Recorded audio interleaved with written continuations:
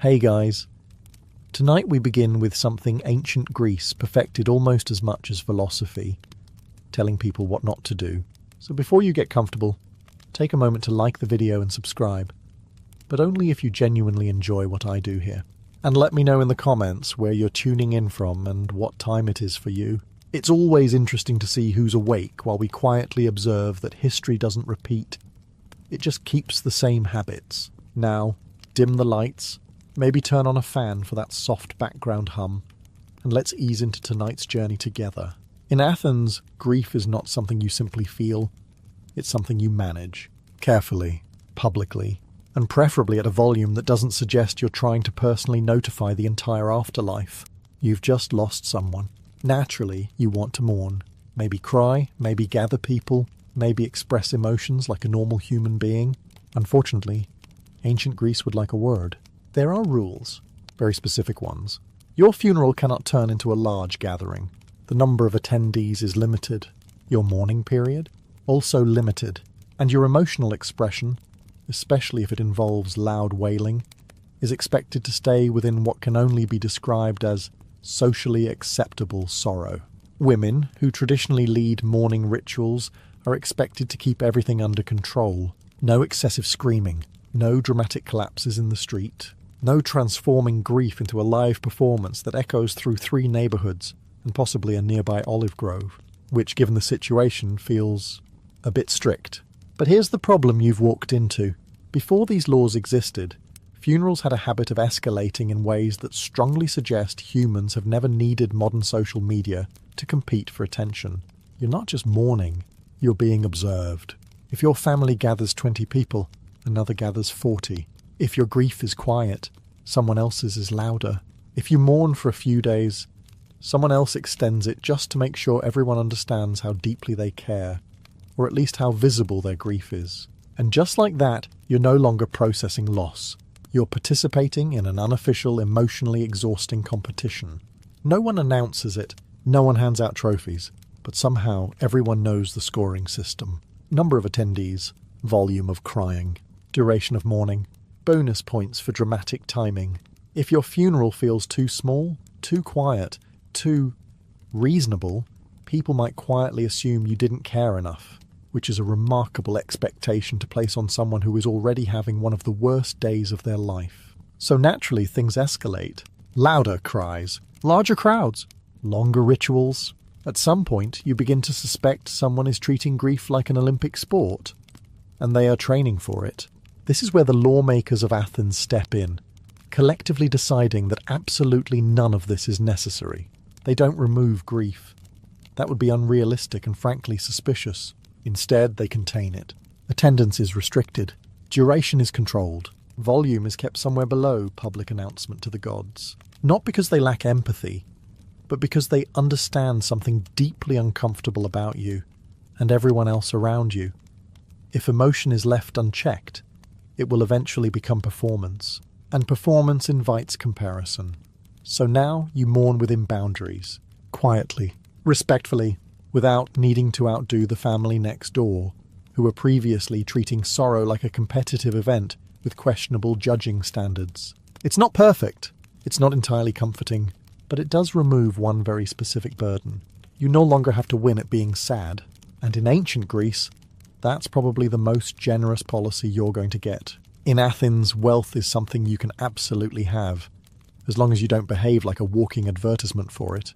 You're doing well. Maybe your business is thriving, your land is productive, or your family has done suspiciously well for several generations. Naturally, you might feel the urge to show it. Better clothing, more jewellery, maybe something that quietly says, "Yes, I am doing better than you. Ancient Greece would prefer you." Not do that. There are rules, not always written in the same way across every city-state, but very clearly understood. Excessive displays of luxury are frowned upon, restricted, and sometimes outright punished. Clothing that is too elaborate, jewellery that is too abundant, or anything that draws too much attention to your wealth can quickly become a problem, which feels slightly unfair. After all, if you have money, why not enjoy it? Because the Greeks understood something deeply inconvenient about human nature.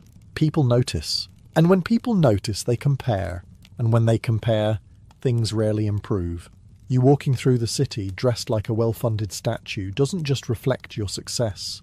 It reminds everyone else of their lack of it. And that quiet reminder builds something dangerous. Resentment. Not immediately, not dramatically. Just slowly, quietly, like a tension that sits in the background of daily life. Too much visible wealth creates division. It draws lines. It turns neighbours into observers, observers into critics, and critics into people who are very interested in seeing you fail. So instead of letting society drift into quiet hostility, the Greeks do something practical. They limit the display. You can be wealthy, but you're expected to be discreet about it. Dress well, but not excessively. Wear jewellery, but not enough to reflect sunlight into someone else's eyes. Live comfortably, but avoid turning your existence into a public statement. It's less about equality and more about stability, because if no one looks dramatically richer than everyone else, then fewer people feel dramatically poorer. Of course, this doesn't eliminate wealth. It just makes it less obvious, which means everyone quietly suspects who the rich people are. They're just not entirely sure. And that uncertainty, strangely enough, keeps things calmer. So you adjust. You dress a little simpler. You leave a few accessories at home. You walk through the city looking appropriately successful, but not aggressively so. Because in ancient Greece, being rich isn't the problem. Being obvious about it is. In Athens, democracy gives you a voice. It lets you vote, debate, argue, and occasionally pretend you understand what's happening. It also gives your fellow citizens the ability to collectively decide that they would prefer you not be around for the next 10 years. Welcome to ostracism. You're going about your life. Maybe you're successful, maybe influential, maybe you speak a little too well in public, and people are starting to listen a little too closely. In most places, that's called ambition. In Athens, it's called something to keep an eye on. Once a year, the city gathers and holds a vote, not a trial, not a formal accusation, just a question floating quietly in the air. Is there someone here who is becoming a problem? If enough people agree, they write a name on a shard of pottery, an ostracon. If your name appears often enough, congratulations. You've just been selected for a 10-year vacation that you didn't ask for. No prison, no execution. Your property remains intact, your reputation less so. You are simply required to leave, which feels slightly extreme considering no crime necessarily needs to be proven. But here's the logic. The Greeks had a deep, almost paranoid fear of tyranny. They had seen what happens when one person gathers too much power, too much influence, too much loyalty. By the time a tyrant fully emerges, it's already too late. So instead of reacting to the disaster, they prevent it. Early, if someone becomes too dominant, politically, socially, or even just in public opinion, the system removes them before things escalate. Not because they have done something terrible, but because they might. It's preemptive stability. From your perspective, it's inconvenient. One day you're respected. The next, you're packing your belongings while trying not to take it personally that thousands of people collectively decided you were becoming a bit much. And the most unsettling part? There's no real defense. You can't argue your case. You can't debate your way out of it. You can't stand in the assembly and say, I promise I won't become a tyrant. That tends to have the opposite effect. So you leave, quietly, for 10 years, and then, if everything goes well, you come back. Which means ostracism isn't punishment in the traditional sense. It's more like society gently escorting you out of the room before things get awkward. Because in ancient Greece, the worst threat wasn't a criminal. It was someone who might eventually become too powerful. And unfortunately, that someone could be you. In Athens, you are technically part of a democracy. You have a voice. You have the right to speak in the assembly. You have the opportunity to influence decisions that affect the entire city. What you do not have is the freedom to treat it like an open mic night. Public speaking is taken very seriously. There are expectations. Not always written as strict laws, but enforced through custom, reputation, and the very real risk of public humiliation. You don't just stand up and start talking because you feel like it. You wait your turn. You follow procedure. And most importantly, you are expected to say something worth hearing, which already places you ahead of most modern discussions. The assembly, known as the ecclesia, is where citizens gather to debate laws, policies, and decisions. It is loud, crowded, and full of opinions. Without structure, it would collapse into chaos within minutes, or seconds, depending on how confident people are feeling that day. So rules exist to keep things barely under control. You speak in turn. You stay on topic. You avoid rambling endlessly. Ideally, you also avoid insulting everyone in the room, although this last rule is more of a suggestion than a guarantee. There is also an unspoken expectation that you know what you're talking about. If you stand up and deliver a speech that is poorly argued, confusing, or clearly uninformed, the reaction is not polite silence. It is laughter, interruption, and a very quick reminder that public embarrassment is still very much a social tool. Which means every time you consider speaking, you have to ask yourself a simple question. Is this worth it? Because once you step forward, there is no quiet exit. The Greeks valued rhetoric, the art of persuasion, almost as much as the ideas themselves. A strong argument could shift policy, influence war decisions, or change the direction of the city. A weak one could end your credibility faster than you can finish your sentence. And unlike modern systems, there is no comfortable distance between you and the audience.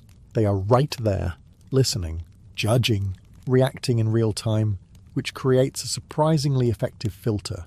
Only those confident or bold of enough step forward. And even then, not all of them survive the experience with their dignity intact. So you learn quickly. Speak clearly. Speak wisely.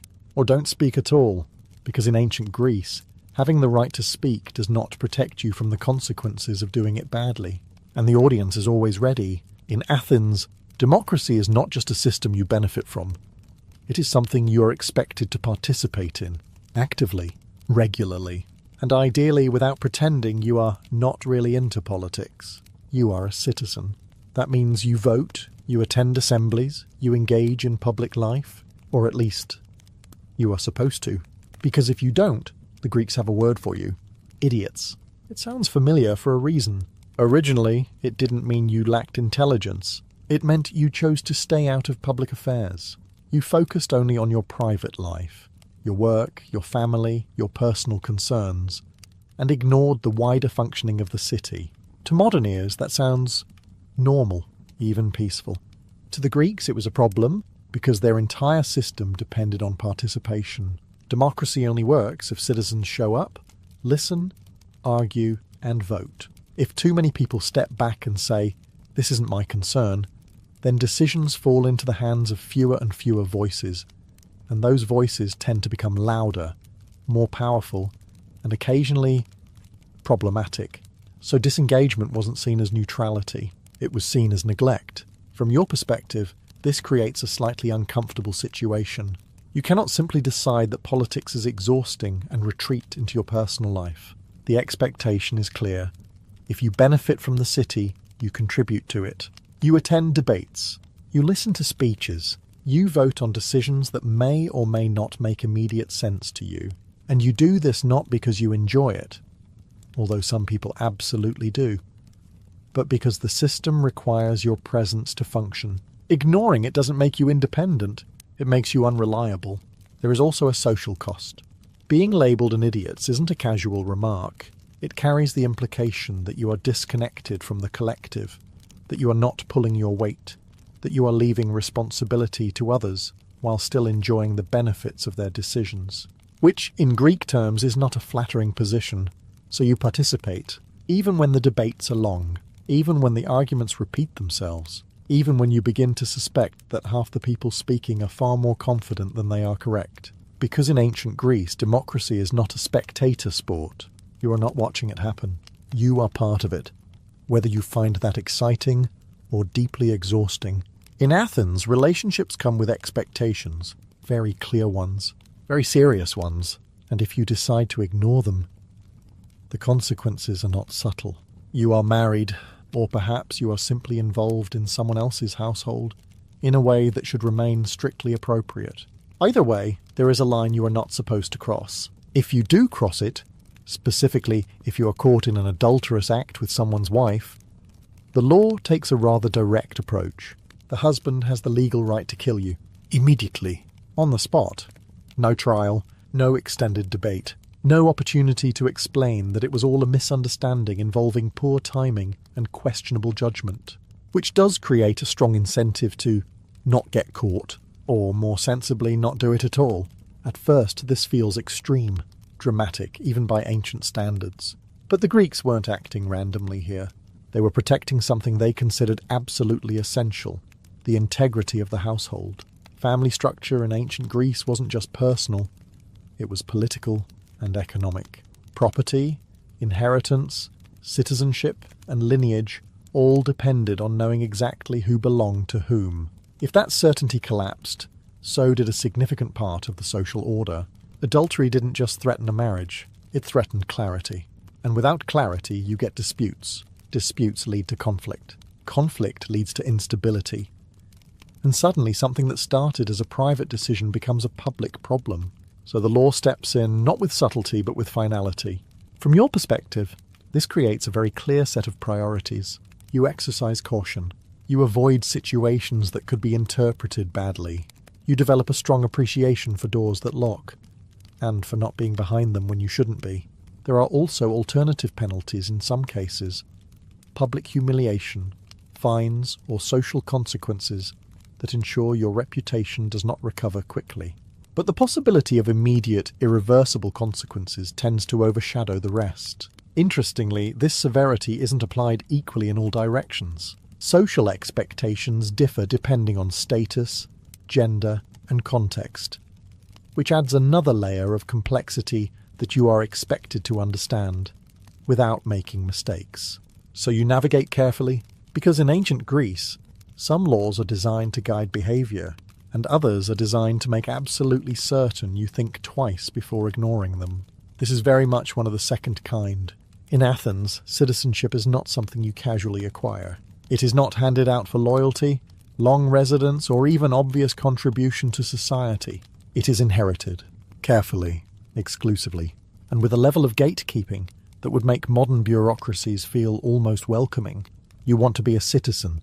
That seems reasonable. After all, citizens get to vote, speak in assemblies, own certain rights, and generally participate in the very system that claims to represent the people. There's just one small detail.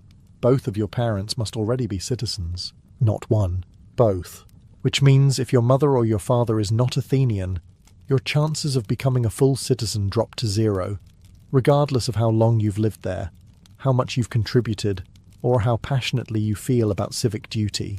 You could spend your entire life in Athens, work, trade, pay taxes, serve the city in various ways, and still remain outside the political system, which feels slightly unfair, and also very intentional, because this rule exists for one reason: control. Citizenship determines who has power, who votes, who shapes laws, who decides the direction of the city.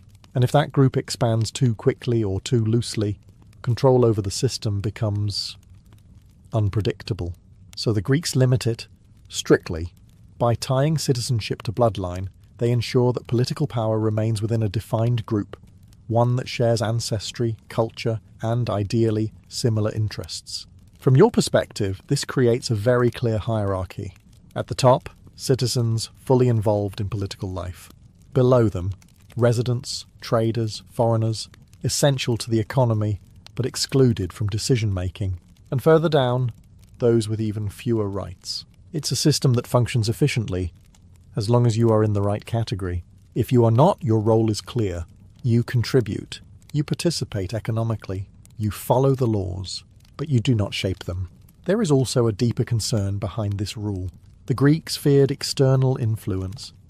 The idea that outsiders might gain power and steer the city in directions that conflict with its traditions or stability. So instead of risking that, they close the door almost entirely, which means becoming a citizen is not about proving yourself. It's about being born correctly. So you learn your place quickly, because in ancient Greece, democracy exists. It's just carefully limited to a very specific group of people. In Athens, you are absolutely allowed to drink wine. In fact, it is expected, encouraged even. Wine is part of daily life, social gatherings, and intellectual discussion. What you are not allowed to do is drink it like you're trying to forget your own name by sunset. Because the Greeks don't just drink, they organise drinking. You are invited to a symposium, a formal gathering where wine, conversation and philosophy come together in what sounds like a pleasant evening, until you realise it is also carefully structured to prevent you from embarrassing yourself too quickly. First rule, the wine is diluted. Yes, diluted. Straight wine, what you might consider normal, is seen as excessive, even barbaric. The Greeks mix it with water, often at specific ratios, to ensure that the evening progresses slowly rather than collapsing into chaos within the first hour, which from your perspective feels slightly disappointing, but also practical. Second rule, there is a leader, a symposiarch. This person decides how strong the wine is, how quickly it is served, and how the evening unfolds. In other words, your drinking pace is not entirely your own. It is managed, monitored, and adjusted based on how the group is behaving. Think of it as social drinking, with supervision. Third rule, the goal is conversation, not collapse. You are expected to engage, to talk, to debate, to share ideas. Wine is there to loosen the mind, not erase it completely. If you reach the point where your contribution becomes less philosophical and more unintelligible, you have officially missed the point, and people will notice. Because unlike modern settings, where poor decisions can sometimes be forgotten, in ancient Greece, your behaviour becomes part of your reputation, and reputation matters. So you adjust. You drink slowly. You listen. You speak when you have something worth saying. You try to remain just coherent enough to appear thoughtful, but relaxed enough to seem interesting. It's a delicate balance. Of course, not every symposium ends perfectly. Some still drift into louder conversations, questionable decisions, and the occasional moment where dignity quietly exits the room. But the structure helps, because the Greeks understand something simple. Alcohol doesn't create chaos, it reveals it. So instead of banning drinking, they control it, shape it, guide it into something that ideally produces ideas, rather than regret. Which means that in ancient Greece, even your wine has rules, and ignoring them usually ends exactly how you would expect.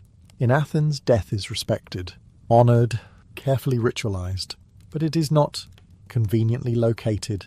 You've lost someone.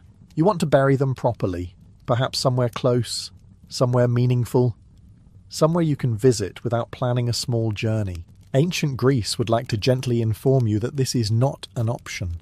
Burials within the city are restricted, often outright banned.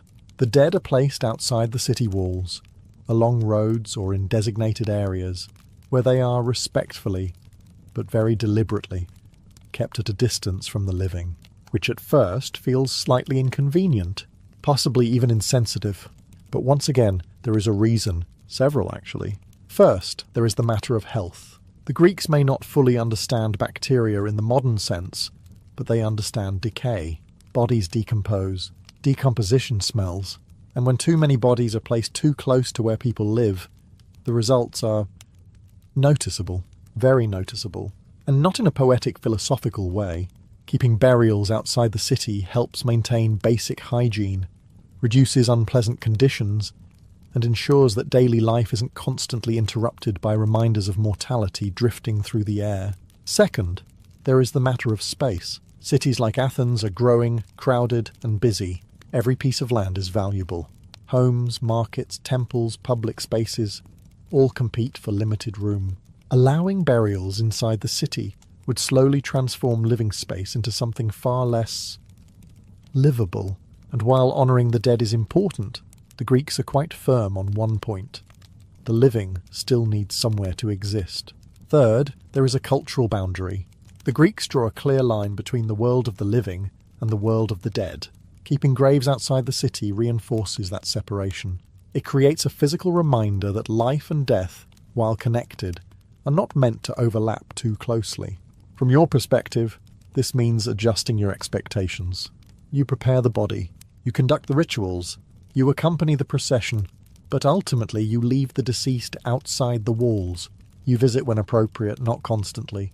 You remember, but you also return to daily life. It's structured, controlled, slightly distant, but effective, because in ancient Greece even death is organised. Not out of disrespect, but out of practicality, and perhaps a quiet understanding that while the dead deserve honour, The living still prefer clean air, open space, and a city that doesn't smell like a permanent reminder of what's coming for everyone eventually. In Athens, you are free to speak. You can debate, argue, criticize policies, question leaders. All the things a functioning democracy quietly depends on. What you are not free to do is casually destroy someone's reputation for entertainment. Public insults, slander, and false accusations are taken seriously. Not in the someone might be offended sense, but in the this could destabilize society sense, which feels like an overreaction, until you consider how much reputation matters here. In ancient Greece, your honor is not just personal. It is social currency. It determines how people treat you, whether they trust you, whether they listen to you, and whether you can participate effectively in public life. If that reputation is damaged, especially publicly, the consequences spread quickly. You might lose credibility, opportunities disappear, alliances weaken, and in a society where public perception shapes real outcomes, that damage is not easily repaired. Now imagine someone standing in a public space and making false accusations about you. Not quietly, not privately, loudly, confidently. In front of everyone, the damage is immediate, and if there are no consequences for that behaviour, it becomes useful. People could manipulate public opinion, discredit rivals, and influence decisions not through truth, but through well-timed insults and carefully crafted lies. Which is a problem, a very familiar problem. So the Greeks do something surprisingly reasonable. They regulated certain forms of public insult, especially those that involve false claims or serious accusations, can lead to legal action. You can be fined, prosecuted, or otherwise held accountable for damaging someone's reputation without justification. From your perspective, this creates a new layer of caution. You can still speak. You can still criticize. You can still disagree, often loudly and passionately. But you have to be careful, because there is a difference between argument and accusation, and crossing that line has consequences. Of course, this doesn't eliminate insults entirely. People still argue, still mock each other, still say things they probably regret later. They're human. But the presence of legal boundaries means that you think twice before turning disagreement into defamation. Because in ancient Greece, words carry weight, not just emotionally, but legally. And if you use them carelessly, the cost isn't just embarrassment. It's something much more tangible, which means that in this society, speaking freely is a privilege. Speaking recklessly is a risk. In Athens, being a citizen comes with privileges. You can vote, speak, participate in public life, and occasionally feel very important during debates. It also comes with a requirement you cannot quietly ignore. When the city calls for war, you go. There is no comfortable distance between you and the battlefield. No professional army handling everything while you continue your daily routine. If you are a male citizen of the right age, you are expected to serve. Which means one day you are discussing policies in the assembly, and the next you are standing in armour, holding a spear, hoping the person next to you knows what they're doing. Spoiler, they are probably hoping the same about you. This system is built around the idea of the citizen soldier, the hoplite. You fight not as an individual hero, but as part of a formation, a phalanx, shields locked together, movement coordinated, survival dependent on the person beside you doing their job, which creates a powerful incentive to not run away. Because if you break formation, you're not just endangering yourself, you're endangering everyone. From your perspective, this changes everything. War is no longer something distant. It's not a story you hear about. It's not a decision made by others that you simply observe. It's personal. If the city goes to war, you are directly involved in the outcome. Victory affects you. Defeat affects you. Decisions made in the assembly suddenly feel much more important when you realize you might be the one carrying them out. And that is exactly the point. The Greeks believed that those who make decisions about war should also bear the cost of those decisions. It creates accountability. It forces citizens to think carefully before voting for conflict, because they know they won't be watching it from a safe distance. Of course, this doesn't mean everyone is enthusiastic about it. Some people would very much prefer to stay home, but refusal to serve comes with consequences. Loss of honour, social shame, and in some cases, legal penalties. Because from the city's perspective, benefiting from its protection while refusing to defend it is not a reasonable position. So you prepare. You train, at least enough to stand in formation without causing immediate disaster. You maintain your equipment. You accept that, at some point, you may be called. Because in ancient Greece, citizenship is not just about rights, it's about responsibility. And sometimes, that responsibility involves standing in a line of armoured individuals, hoping that your collective coordination is slightly better than the group approaching you from the other direction. In Athens, the marketplace, the agora, looks like a lively, chaotic place. Stalls, voices, goods from across the Mediterranean, and a steady flow of people trying to buy, sell, or politely argue about prices. It feels like a free market. It is not. You want to open a shop, sell olive oil, wine, bread, maybe something slightly more ambitious. You find a spot, set up your goods, and prepare to do business. Ancient Greece would like to remind you that someone is watching. Markets are heavily regulated, not in a subtle, we'll trust you to behave way, but in a very direct, there are officials whose job is to make sure you don't get creative with honesty way. These officials, market inspectors, walk through the agora, checking weights, measuring goods, and making sure what you claim to sell is actually what you are selling, which immediately limits your options. You cannot quietly adjust your scales to make them slightly more favourable to you. You cannot sell diluted wine and hope no one notices.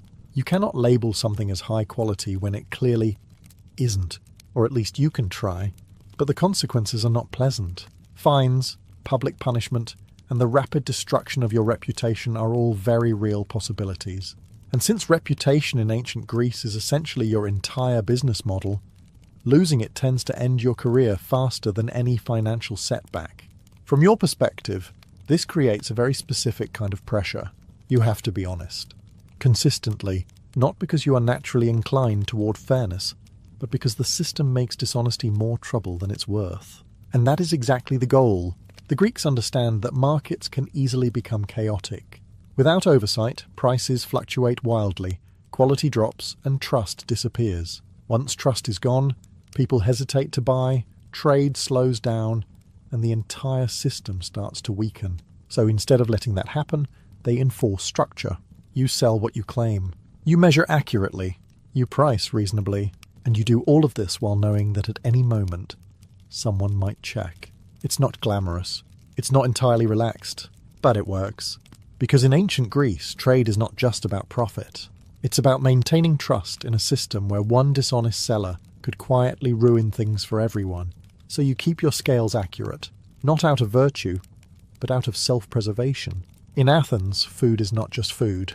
It is stability, survival, and on bad days, the difference between a functioning city and a very loud public crisis. You wake up, go to the market and buy grain, wheat or barley, the essentials. Bread is daily life. It's not optional, not a luxury, not something you casually ignore because you're not that hungry, which means the supply of grain is taken very seriously. You cannot hoard it freely. You cannot manipulate its price without consequences, and you definitely cannot waste it in a way that disrupts supply. Because what seems like a small personal decision quickly becomes a public problem. Grain traders are monitored, storage is watched, imports are regulated. In some cases, the state even steps in directly to control distribution, ensuring that food continues to reach the population at reasonable prices, which, from your perspective, feels like a lot of oversight for something as simple as bread. But the Greeks are not being overly cautious. They are being realistic, because food shortages don't stay quiet.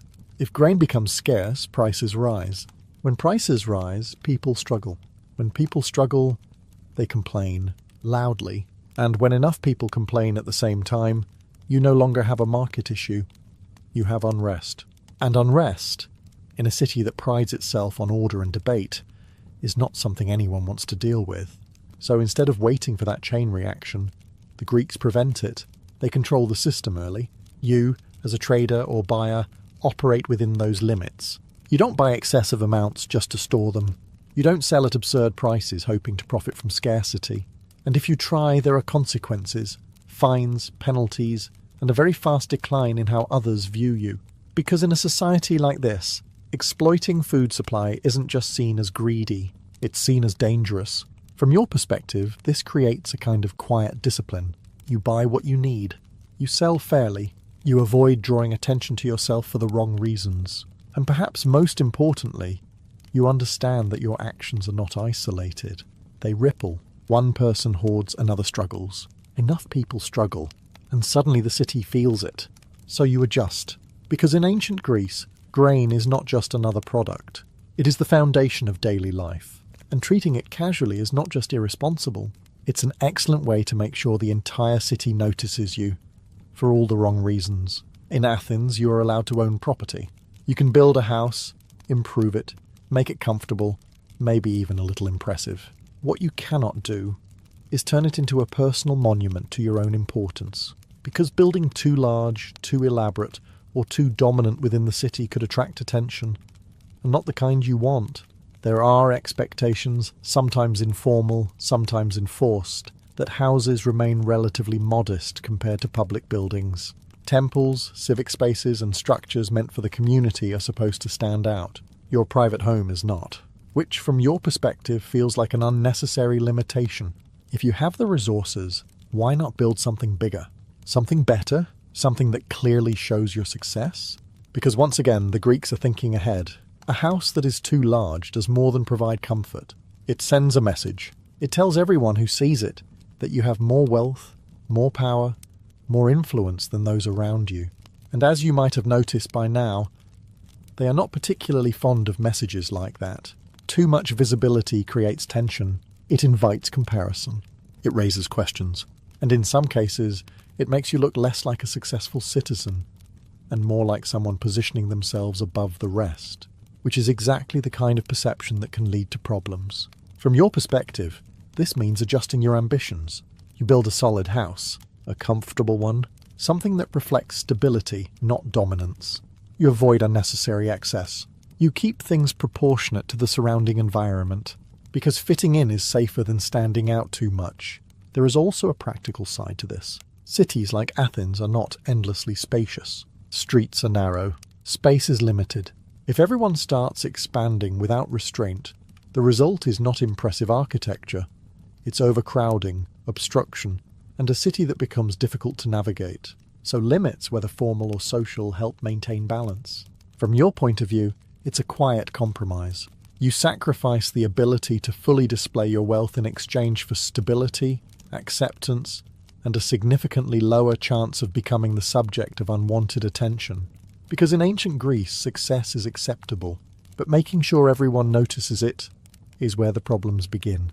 In Athens, you are expected to honour the dead, properly, respectfully, with rituals that acknowledge their place in your life. What you are not expected to do is stay there indefinitely. You've already buried your loved one outside the city walls.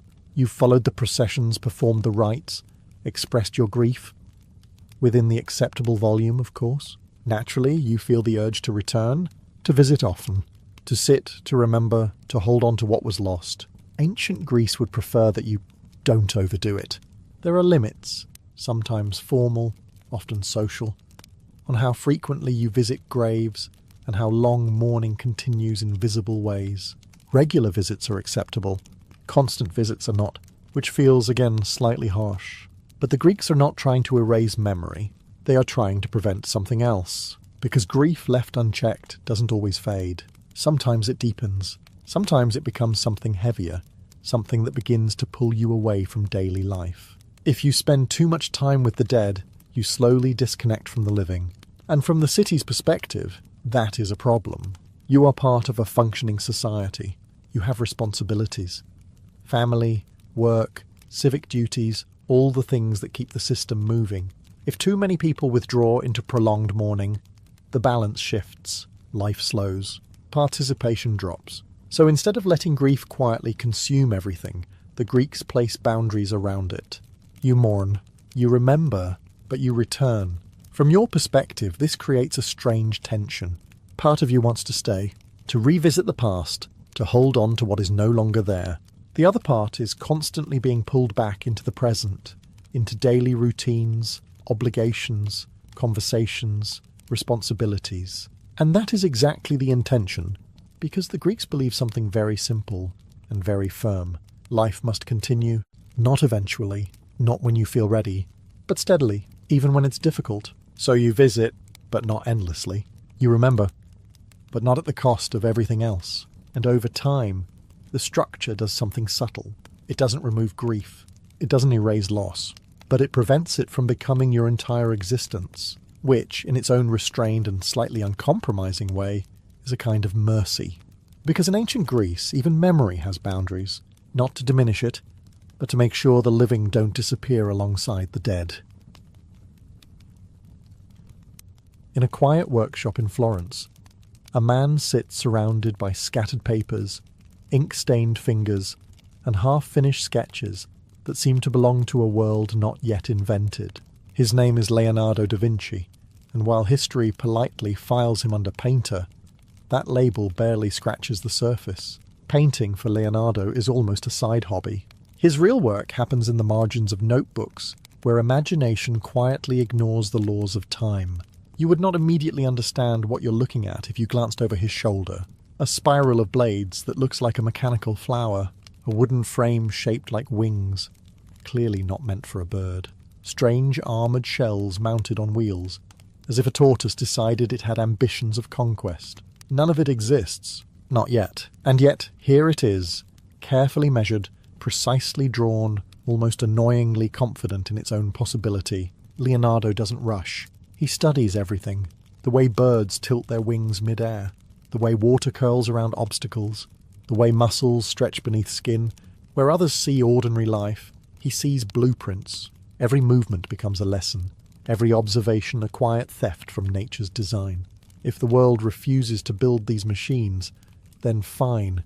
He will simply sketch them into existence and wait a few centuries for humanity to catch up.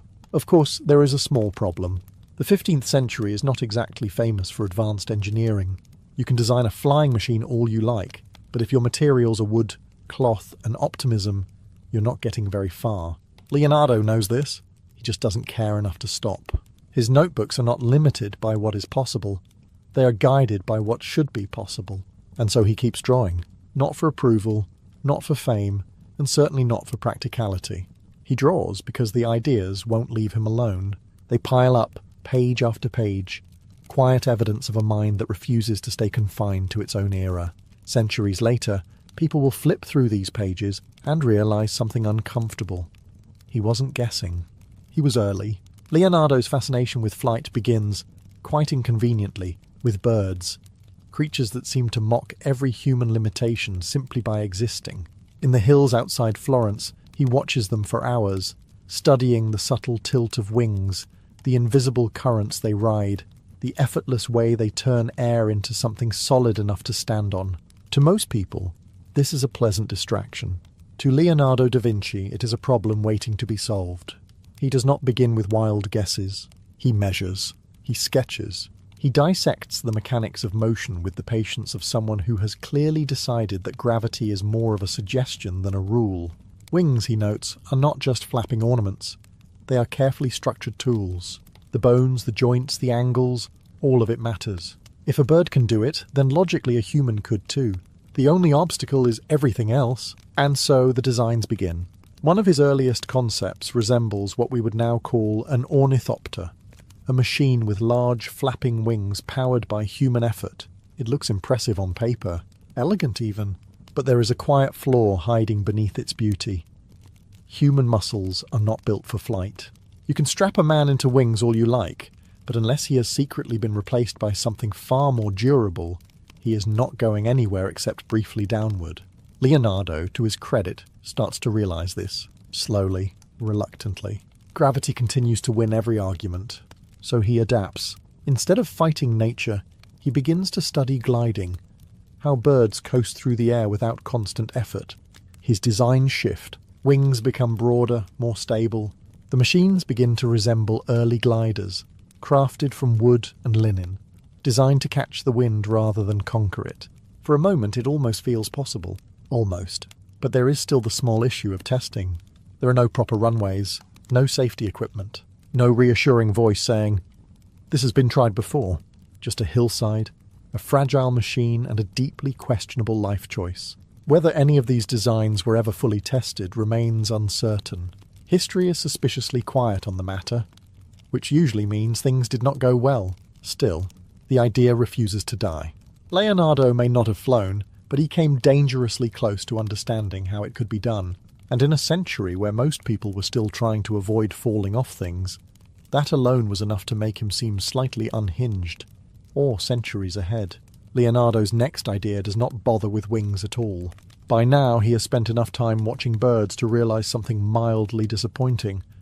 Copying them exactly might not be the smartest approach. So, naturally, he does what any reasonable genius would do. He abandons imitation and invents something entirely new. Somewhere in his endless notebooks, Leonardo da Vinci sketches a device that looks less like a machine and more like a philosophical argument against gravity. It is a large, vertical screw, stretched upward like a coiled spiral, mounted on a central axis. At first glance, it resembles a giant drill, or a pastry gone terribly wrong. Either way, it is not subtle. The concept is surprisingly bold. Instead of flapping or gliding, this machine would spin. As it turns, the spiral surface would compress the air beneath it, pushing downward and, in theory, lifting the structure upward. In other words, Leonardo has just invented a primitive version of the helicopter, centuries before anyone had the materials or engines to make such a thing even remotely practical. The design itself is almost elegant in its simplicity. A wooden frame, a linen covering stiffened with starch, a team of men standing on a central platform, pushing bars to rotate the mechanism like a human-powered merry-go-round with ambitions. You can already sense the problem. Human power, once again, is doing its best and failing spectacularly. The machine, if built exactly as drawn, would almost certainly refuse to leave the ground. Air, as it turns out, is not easily persuaded by optimism alone. The spiral would struggle to generate enough lift, the structure would likely wobble, and the entire operation would end with several exhausted men questioning their life choices. And yet the idea itself is not wrong. That is the unsettling part. Leonardo understands something fundamental, that vertical flight is possible if you can push enough air downward with enough speed. He lacks the tools, the engine, and perhaps a slightly stronger sense of practicality. But the principle is there, quietly waiting for a future that can finally keep up. Centuries later, when real helicopters begin to rise into the sky, historians will look back at this peculiar spiral and realize that Leonardo was not experimenting randomly. He was circling around the truth, getting just close enough to prove that the impossible was merely delayed, not defeated. Just waiting. If Leonardo's flying machines aimed for the sky, his next invention turns its attention firmly back to the ground, preferably while crushing anything unfortunate enough to be in the way. War, after all, is a reliable source of funding, and Leonardo da Vinci is nothing if not adaptable when it comes to keeping powerful patrons interested. Somewhere between sketches of wings and spirals, he drafts something far less graceful, an armoured vehicle. At first glance, it resembles a large, sloped shell, part turtle, part nightmare, mounted on wheels. The exterior is reinforced, angled to deflect incoming attacks, while inside, a group of men operate a series of cranks that set the entire structure in motion. Around its circular edge, cannons protrude in every direction, ready to fire outward like a rotating storm of iron and smoke. In short, Leonardo has just sketched a tank, several centuries before anyone else thought to combine mobility, armour and firepower into one convenient package of chaos. The idea is, once again, unsettlingly sound. On paper, this machine would roll across the battlefield, protecting its operators while delivering continuous fire in all directions. Soldiers outside would struggle to penetrate its defences, while those inside would enjoy the rare medieval luxury of not immediately being stabbed. It is, by the standards of the time, an almost unfair advantage. Of course, there is a catch. There is always a catch. The internal mechanism, as drawn, contains a small but rather critical flaw. The gears are arranged in a way that would cause the wheels to turn against each other. Instead of moving forward like a confident instrument of war, the machine would likely sit in place, stubbornly refusing to cooperate, an expensive, heavily armed ornament. Historians still debate whether this was a mistake or something more deliberate. Some suspect that Leonardo, who was not particularly fond of war despite designing for it, may have intentionally sabotaged the plans. After all, giving rulers a fully functional armoured war machine might not have been the most comforting contribution to humanity. Even so, the concept refuses to lose its significance. The idea of mobile armoured warfare will eventually define entire conflicts, from the muddy trenches of World War I to the mechanised battles that follow. And at the quiet beginning of that long, violent evolution sits Leonardo's rolling fortress, imperfect, impractical, and somehow still centuries ahead of its time. It does not need to work to be important. It only needs to exist on paper, patiently waiting for the future to fix its flaws.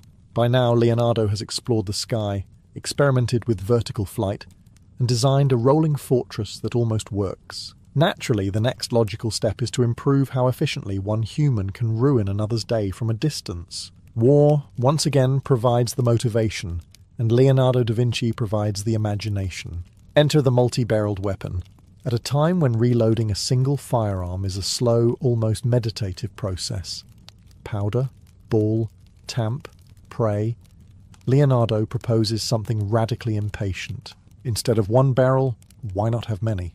Mounted side by side, arranged in rows, capable of firing in sequence. Not quite the chaotic spray of modern weapons, but a calculated rhythm of destruction that dramatically reduces downtime. One of his designs resembles a fan or organ, with multiple small cannons aligned horizontally. Another variation arranges them in rotating sets, while one group fires, another cools, and a third reloads. It is less of a single weapon and more of a system, which, in Leonardo's world, is always where things start to get interesting. The idea is simple. Remove the delay, keep the pressure constant, make the battlefield less forgiving for anyone caught in the open. And once again, he is not wrong. In theory, such a device would allow a crew to maintain near-continuous fire, something unheard of in his time. Enemies expecting the usual pause between shots would instead face a steady, unsettling rhythm. Boom, boom, boom. Like a drum beat with very poor intentions. It would not just change combat tactics. It would reshape how soldiers move, hide, and survive. But as always, reality has its own opinions. The logistics are complicated. Aligning multiple barrels, coordinating ignition, managing recoil, preventing overheating. All of this requires a level of precision and material quality that the 15th century struggles to provide consistently. One misfire, one misalignment, and the entire elegant system becomes a very loud disappointment. Still, the principle lingers. Centuries later, the idea of increasing fire rate will evolve into something far more refined and far more devastating. Early machine guns, volley guns, and repeating firearms will carry echoes of Leonardo's original frustration with slow reloading. He did not invent the final form, but he understood the problem long before others fully recognized it, which, by now, is becoming a pattern. Leonardo does not always build the future. He sketches its outline, leaves the details for later, and quietly moves on, already thinking about the next impossible thing that might, eventually, become inevitable. By the time Leonardo da Vinci turns his attention to automation, he has already attempted flight, warfare, and the general defiance of physics. So naturally, the next step is obvious. Create a machine that imitates a human. Not metaphorically, literally. Somewhere in his notes, quietly hidden among anatomical sketches and engineering diagrams, appears a design for what can only be described as a mechanical knight. A suit of armour, hollow on the inside, filled not with a man but with gears, pulleys and cables. It does not breathe. It does not think. But according to Leonardo's design, it can move. The concept is unsettling in the most Renaissance way possible. Inside this armoured figure is a carefully arranged system of ropes and wheels connected to joints at the shoulders, elbows and legs. When activated, the machine could sit upright, move its arms, even open and close its jaw. Imagine attending a courtly event and watching a knight rise on its own, as if politely ignoring the fact that it has no soul. Subtlety was never really the goal here. Leonardo's obsession with anatomy plays a crucial role. He has spent years studying the human body. Muscles, tendons, the precise mechanics of movement. Where others see flesh, he sees structure. And once you understand structure, replacing it becomes less impossible and more ambitious. Of course, this is not a robot in the modern sense. It does not make decisions or respond to its environment. It follows preset motions, like an elaborate puppet that simply refuses to look like one. Still, for the late 15th century, this is dangerously close to the idea of artificial life. Whether the mechanical knight was ever fully built remains a topic of debate. Some reconstructions, based on Leonardo's surviving notes, suggest that it could have worked, at least well enough to impress, confuse, and mildly disturb anyone watching, which, to be fair, was probably the point. What matters is the idea itself. Leonardo is no longer just designing machines to solve problems or win wars. He is exploring imitation, how to recreate motion, behaviour, and perhaps, in some distant thought, life itself. It is a quiet shift, but an important one. The question is no longer, what can machines do, but how close can they get to being us? Centuries later, engineers and scientists will return to that same question, armed with better tools and fewer moral hesitations. And somewhere at the beginning of that long, complicated journey stands a silent, armoured figure, designed by a man who was never entirely satisfied with the limits of his own time. After sketching machines of war, flight, and imitation life, Leonardo da Vinci turns his attention to something far less glamorous, but infinitely more necessary: cities. Specifically, cities that do not slowly poison their inhabitants. The inspiration, as usual, is not entirely pleasant. During his time in Milan, Leonardo witnesses the aftermath of plague outbreaks. Streets crowded, waste piling up, disease spreading with an efficiency that would impress his more destructive inventions. Medieval cities are not designed for hygiene. They are designed for survival, trade, and occasionally not collapsing. Cleanliness is more of a hopeful suggestion than a system. Leonardo, unsurprisingly, finds this unacceptable. So he designs a new kind of city. Not one built randomly over centuries, but one planned, structured, layered, and most shocking of all, clean. His ideal city is divided into levels. The upper level is for people: wide streets, open spaces, fresh air moving freely between buildings. The lower level, hidden beneath, is for everything less appealing: sewage, waste, deliveries, and the general unpleasant business of keeping a city alive. In other words, he invents urban planning before it becomes fashionable. Water plays a central role. Leonardo envisions canals running through the city, not just for transport, but for sanitation, constantly moving water to carry away waste, to refresh the environment, to prevent the slow accumulation of decay. Where others see stagnant filth, he sees flow, circulation, and control.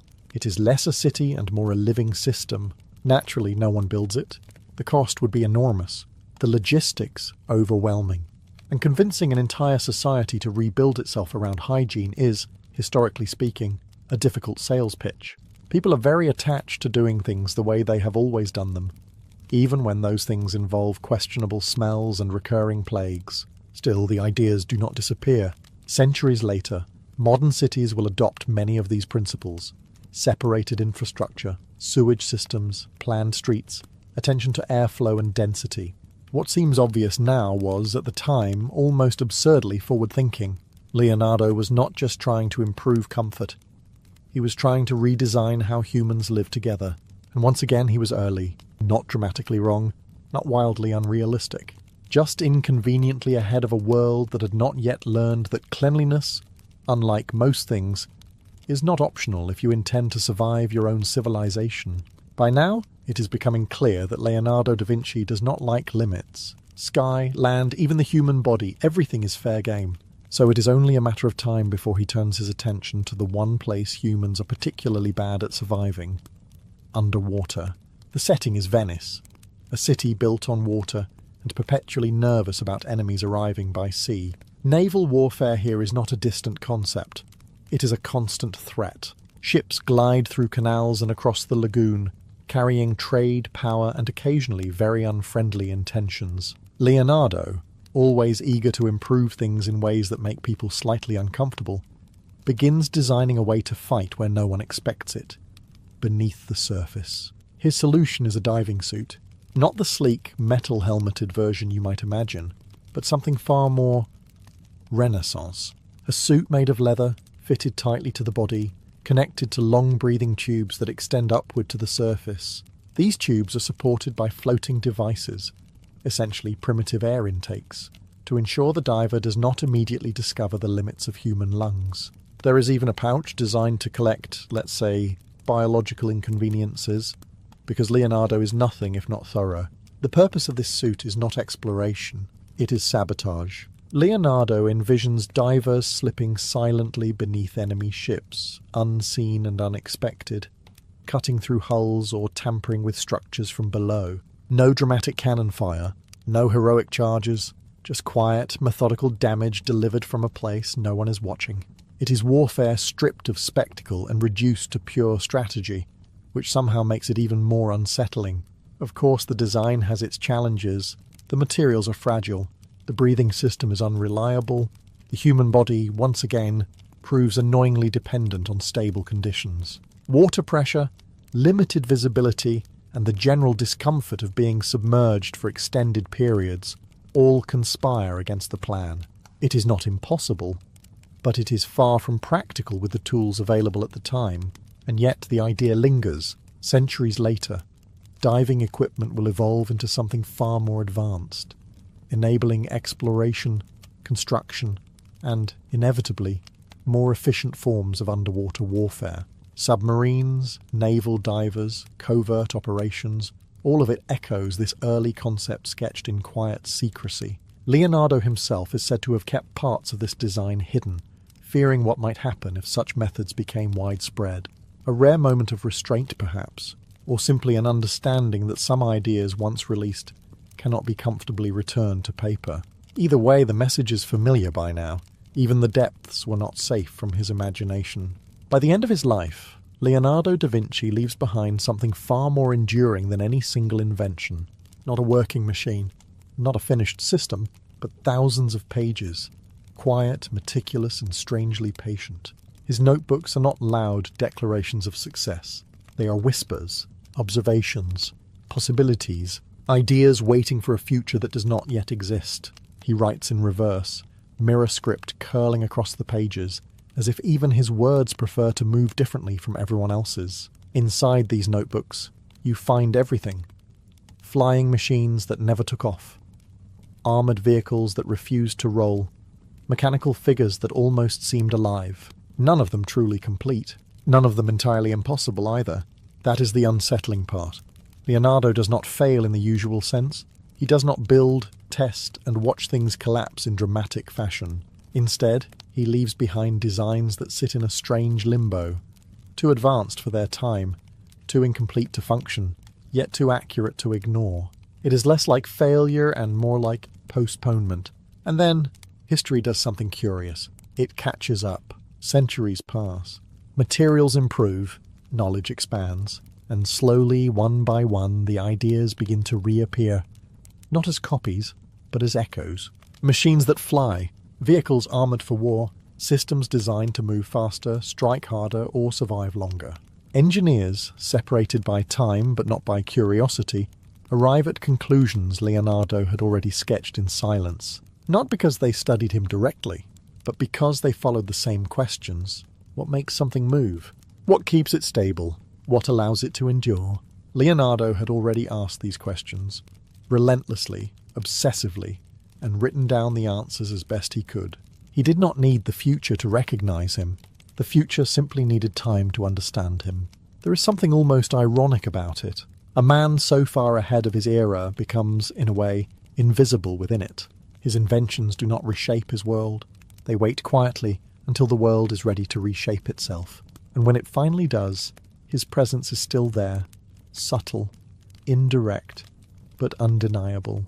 Not as the builder of the future, but as the one who saw it first, sketched it carefully, and then left it behind, knowing, perhaps, that someone else would eventually finish the work.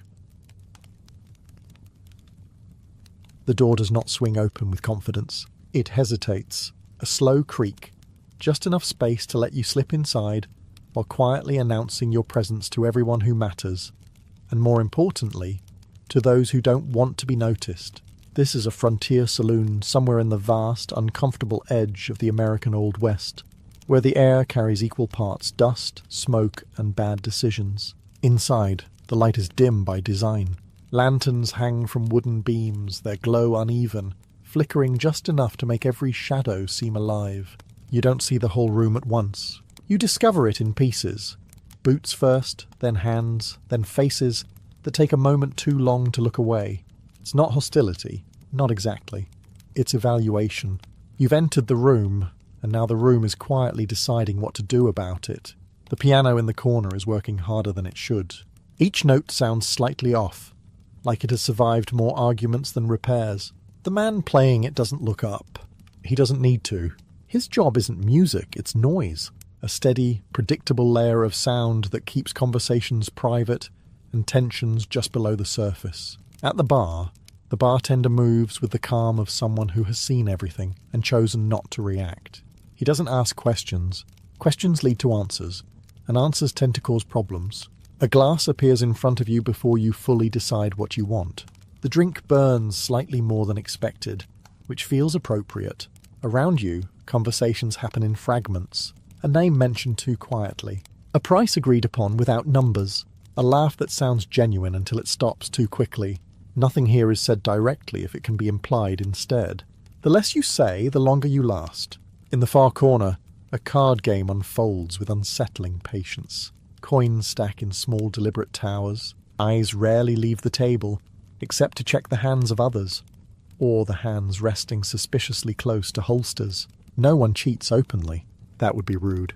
Instead, they cheat carefully, respectfully, like professionals. And through it all, there is a constant feeling, subtle, persistent, impossible to ignore. Something could go wrong at any moment. Not loudly, not dramatically, just suddenly. If the door was the warning, the bar is the test. You step closer, and the room adjusts around you. Not visibly, not dramatically. Just enough to remind you that movement here is noticed. The counter is worn smooth by years of elbows, deals, and decisions that seemed reasonable at the time. Behind it stands the bartender, a man who has mastered the art of existing without inviting attention. In a place like this, that is not a personality trait. It is a survival skill. He doesn't ask what you want. That would imply choice. Instead, he studies you briefly, your boots, your hands, the way you hold yourself, and places a drink in front of you, as if it had already been decided long before you walked in. The glass is chipped, the liquid inside harsh enough to remind you that comfort is not part of the experience. You take a sip anyway. Everyone does. Refusing a drink here is like refusing to participate in the quiet agreement that keeps things manageable. Around you, the bar acts as the centre of gravity. People drift toward it, linger, then move away, carrying fragments of conversation with them. A man leans in too close to another, speaking in a voice just low enough to stay private. A small pouch changes hands. No one looks directly, but everyone notices. Transactions here are not hidden. They are simply ignored. The bartender notices everything. A glass set down too hard. A pause in conversation that lasts a second too long. The subtle shift of a hand toward a coat or belt. His eyes move constantly, never hurried, never obvious. He doesn't intervene unless absolutely necessary. And when he does, it is quick, decisive, and usually enough to prevent the kind of incident that requires someone to be carried out instead of walking. But even he cannot control everything. At the far end of the counter, two men sit in silence that feels louder than the piano. They are not drinking much. That alone is suspicious. Their attention is fixed, not on each other, but on something unresolved between them. A past disagreement, perhaps. Or a future one waiting for the right moment. The tension builds slowly, like pressure in a sealed room. No one comments. No one interferes. Because in a frontier saloon, the bar is not just where you drink. It's where things begin. If the bar is where things begin, the card table is where they quietly unravel. You notice it without meaning to. A table slightly removed from the rest, positioned just far enough into shadow to feel private, but not so far that it escapes attention. 4 men sit around it, each carrying the calm expression of someone who has already decided not to lose. The problem, of course, is that they can't all be right. Coins are stacked in neat, deliberate towers. No one fidgets. No one rushes. In a place like this, patience is not a virtue, it's a weapon. cards slide across the table with soft, controlled movements, the sound barely louder than breath. Even the piano seems to quiet itself here, as if it understands that this is where the real conversation is happening. You get closer, not too close. That would be a mistake. One of the men, hat low, eyes steady, deals the cards with the kind of precision that suggests long practice and questionable honesty. His hands move smoothly, too smoothly perhaps. Across from him, another player watches not the cards but the hands. That's where the truth usually hides. The others remain still, each pretending not to notice the tension building one careful second at a time. No one talks about the stakes. They don't need to. The coins are only part of it. Reputation sits at the table too. Pride. Old grudges that have been waiting patiently for the right excuse. A single hand can settle something that has been quietly simmering for months. Or make it worse. Much worse. A card is placed down. Then another. A pause follows. Longer than it should be. One of the players exhales slowly, his fingers resting just a moment too long on the edge of the table.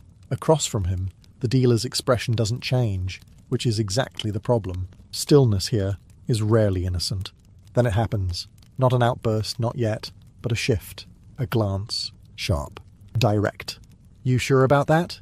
one of them asks, his voice calm in the way that suggests it's trying very hard not to be anything else.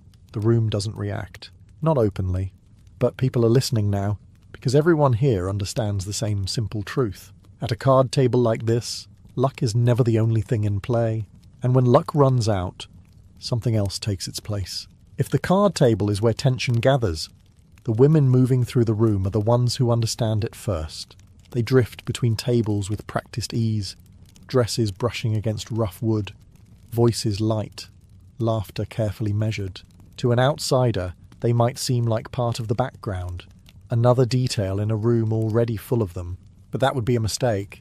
In a frontier saloon, nothing that moves this smoothly is accidental. They hear everything. A whisper exchanged over a glass, a name spoken too quickly, a deal that pretends to be casual but carries far more weight than it should. They do not interrupt. They do not react. They collect. Information in a place like this is worth more than gold, and far easier to hide. One of them leans against the piano, speaking quietly to the man playing. He doesn't stop, but his rhythm shifts slightly, just enough to signal that he's listening.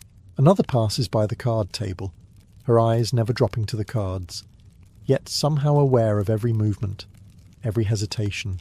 A hand brushes her arm, briefly, as if by accident.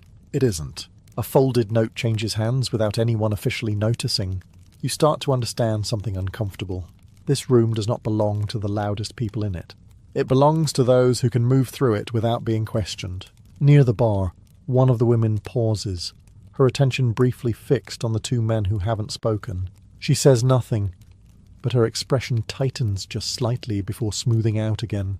Then she moves on, as if nothing happened. But something did. You can feel it. Because she noticed. And if she noticed, others will too. They are not just entertainers. Not really.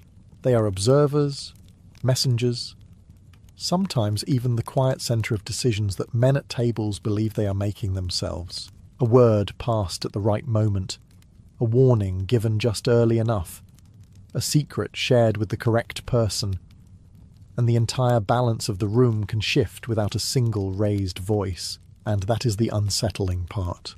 While everyone else watches for threats in plain sight, these women are tracking the ones that haven't revealed themselves yet. Because in a place like this, danger doesn't always arrive loudly. Sometimes it's already here, moving silently through the room, smiling, listening, and waiting for the exact moment to matter. By now, you've learned how the room works. Who watches, who listens, who pretends not to care. And just when everything settles into that fragile, uneasy balance, the door opens again. This time it doesn't hesitate. It swings wide, louder than necessary, cutting through the piano's rhythm and the quiet murmur of conversation. Every head turns. Not quickly, not dramatically, just enough to acknowledge that something has changed. The man who steps inside does not belong here. You can tell immediately, not because of what he wears, dust-covered coat, boots that have seen too many miles, but because of how he carries himself. He doesn't scan the room the way newcomers do. He doesn't pause, doesn't adjust, doesn't calculate. He walks in like the outcome has already been decided, and he's simply here to confirm it. That's what makes people uneasy. At the bar, the bartender's hands slow for just a fraction of a second. It's subtle, almost invisible, but in a place built on noticing small things, it's enough. The piano doesn't stop, but the player misses a note. No one comments. They don't need to. The man moves forward, boots echoing slightly against the wooden floor. Too loud, too steady. He doesn't try to blend in, which is either confidence or a complete disregard for consequences. Both are dangerous. Near the card table, one of the players glances up, just briefly. Recognition flickers across his face. Quick, sharp, gone just as fast. His hand tightens on the cards, though he pretends it doesn't. Across from him, the dealer notices. Of course he does. That's his job.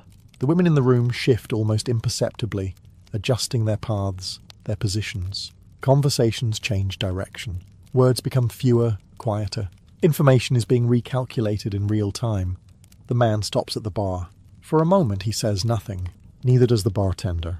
They look at each other, not like strangers, but not quite like acquaintances either. Something sits between them, unspoken and heavy with history.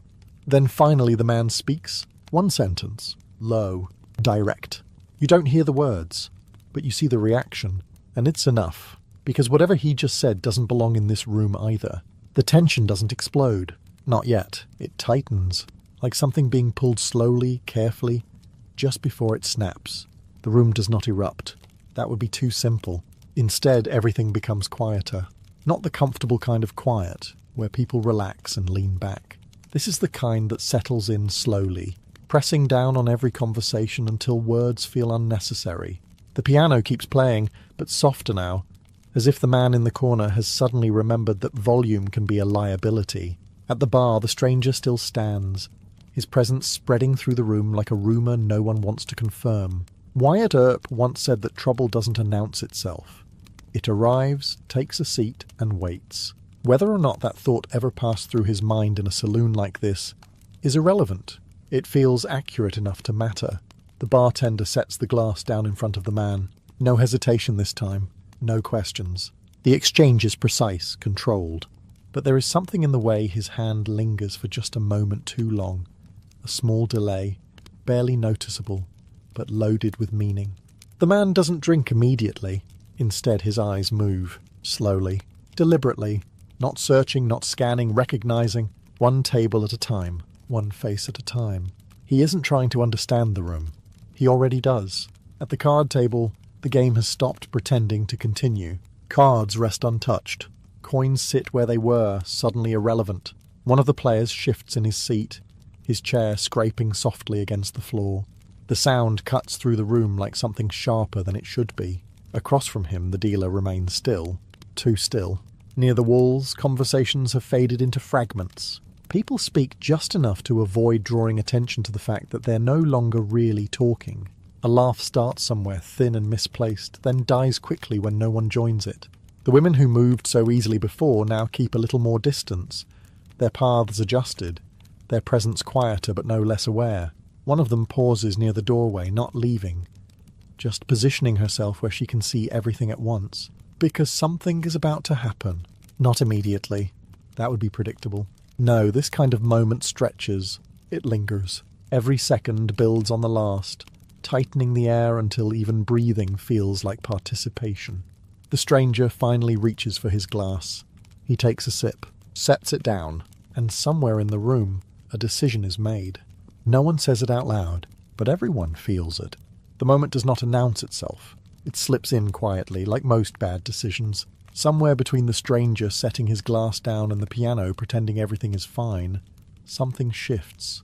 Not in the centre of the room, never there. It begins at the edges, in the small, forgettable places where people think no one is looking. At the card table, a hand moves, not toward the cards, not this time.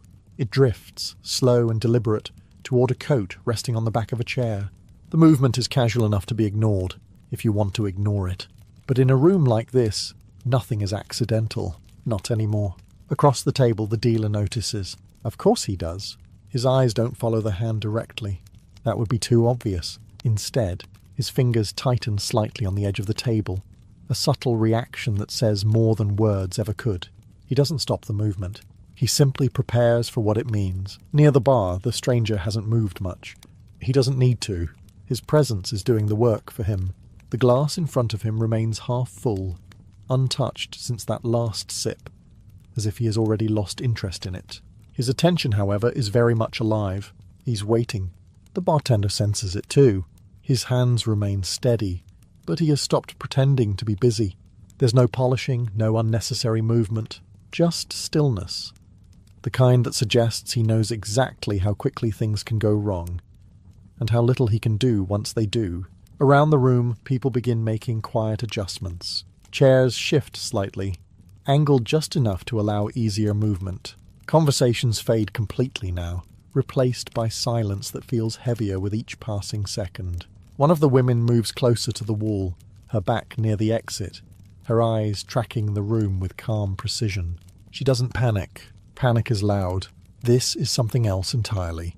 The hand at the coat pauses, just for a moment, as if reconsidering, as if hoping, perhaps, that the room might somehow return to what it was a few minutes ago. It won't. Everyone knows that. Once the tension reaches this point, there is no going back. Only forward. Only through. And then, finally, the hand closes around something hidden from view. No one reacts. Not yet. Because the first move in a place like this is never the loud one. It's the one that decides everything that comes after. Once the first move is made, the room doesn't explode. It commits. The hand disappears inside the coat and comes back out again. Not fast, not dramatic, just certain. That's what changes everything. Speed can be mistaken. Certainty cannot. Whatever is being held now isn't meant for show. It's meant for conclusion. No one shouts. No one warns. Because in a frontier saloon, raising your voice is often the least effective way to stay alive. At the card table, chairs scrape back almost in unison, a quiet chorus of wood against floor. The dealer leans away just enough to clear space, his eyes fixed not on the object itself, but on the man holding it. Across from him, another player shifts sideways, calculating angles, distance, timing. Things no one teaches you, but everyone here seems to know. Near the bar, the stranger finally moves. Not quickly. That would suggest urgency, and urgency suggests uncertainty. Instead, he turns slightly, his body angling toward the source of the tension, as if this had always been part of his plan. His hand doesn't rush to his side. It rests there, ready, patient. The bartender steps back. Just one step. It's enough. Around the room, people follow the same silent instruction. They create space, not out of politeness, but out of instinct. Tables become barriers. Shadows become cover. The piano stops mid-note. The silence that follows somehow louder than anything it had been playing. For a moment, everything holds, balanced on something thin and invisible. Then it breaks. Not with chaos, but with precision. Movement happens all at once. Sharp, controlled, unavoidable. The man at the table acts first, or maybe he just acts loudest. The stranger responds. Or perhaps he was already ahead. It's impossible to tell. In moments like this, cause and effect blur together into something faster than thought. A chair overturns. A glass shatters. Someone stumbles back into the wall, knocking a lantern just enough to make the light flicker wildly across the room. And then, just as quickly as it begins, it ends. The silence returns, but it's different now. Heavier, final. No one rushes forward. No one asks questions. Because the room has already decided what happened. And more importantly, what it means. By the time morning arrives, the saloon looks almost ordinary. Sunlight slips through the cracks in the wooden walls, soft and indifferent, as if the night never happened. The lanterns are out. The piano sits quietly in the corner, keys untouched, as if it has decided to forget its role in the tension. Dust floats lazily in the air, replacing the smoke and urgency with something far more peaceful and far more dishonest. Because places like this do not change. They reset. The bartender is already at work. He moves slower now, but not because he's tired. Because there's no need to rush. The room is empty, except for a few early drifters. Men who either didn't see what happened, or have chosen not to remember it. Both types are useful. Both types survive longer than those who ask questions. The tables are back in place. Chairs upright. Broken glass swept into a corner, then quietly removed. If there were marks on the floor, they've been covered. If something was left behind, it's gone now. Frontier saloons have a way of correcting themselves overnight, like nothing more than a bad dream that refuses to leave evidence. No one discusses it. Not directly. A man at the bar mentions the weather. Another complains about the road. Someone laughs at something that isn't particularly funny. Conversations stay light, careful, drifting around the edges of what everyone knows, but no one says. The details of the night have already been reduced to silence, filed away under things better left alone.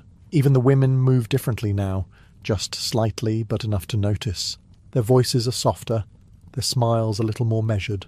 They carry on as they always do, but with the quiet awareness that the balance of the room has shifted, even if no one acknowledges it. Because something did change. Maybe it was who's no longer here. Maybe it was who is.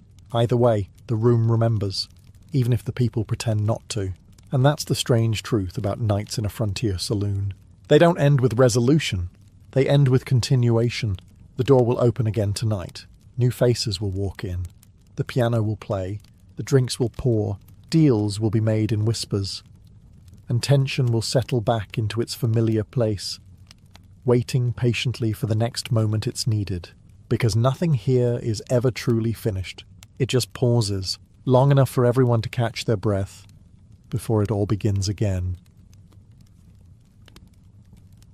In September 1533, inside the royal chambers of Greenwich Palace, a child enters the world surrounded by expectation and quiet disappointment. Her name is Elizabeth I, but in that moment she is not yet the future ruler history will remember. She is, quite inconveniently, not the son her father wanted. That father is Henry VIII, a man who has already reshaped an entire kingdom for the promise of a male heir. He has broken from Rome, challenged the authority of the Catholic Church, and married again, all for one purpose: a son to secure the Tudor line. Instead, he is handed a daughter. At first, the disappointment is carefully hidden.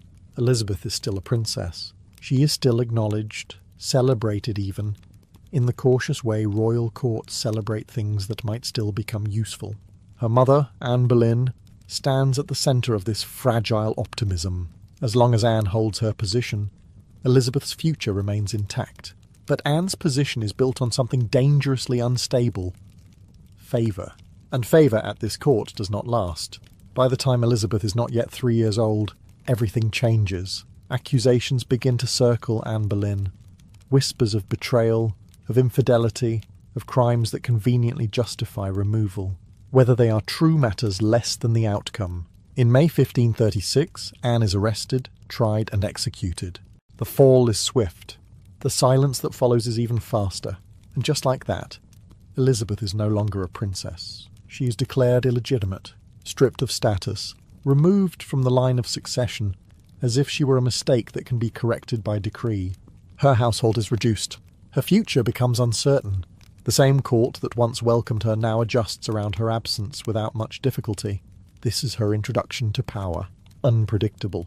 Ruthless. Entirely dependent on forces beyond her control.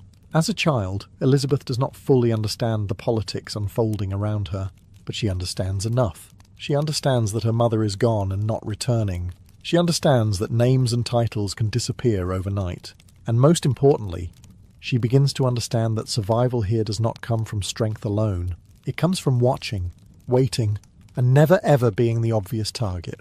After the fall of Anne Boleyn, the world does not pause to reflect. It simply moves on, efficiently, almost coldly. And in doing so, it leaves Elizabeth I in a strange and uncertain place. She is still the daughter of Henry VIII.